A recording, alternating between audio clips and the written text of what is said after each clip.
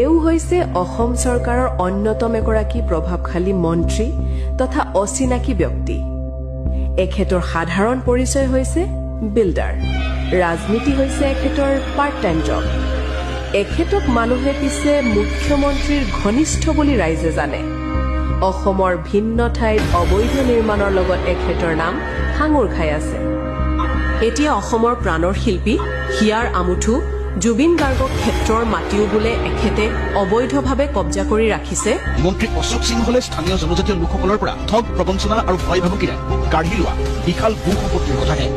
আমি য'ত আছে এইখিনিৰ পৰা কিমান আছে নাজানো আৰু পৰিমাণটো নাজানো। য'ত আছে এইখিনিৰ পৰা কিমান আছে নাজানো আৰু চৰকাৰী মাটি আছিলে তেওঁলোকে বনাই লৈছে এটা সময়ত, কাৰণ এইবিলাক নদী কেতিয়াবা কৰিব নোৱাৰে। 25-30 বিঘামান আছে। পিছে ৰাইজে ক'লে ইতিমধ্যে পাহাৰ আৰু অৰণ্য ধ্বংসৰ প্ৰক্ৰিয়া এটা আৰম্ভ হৈ গৈছে বিল্ডাৰ মন্ত্ৰী অশোক সিংহলৰ পৃষ্ঠপোষকতাত।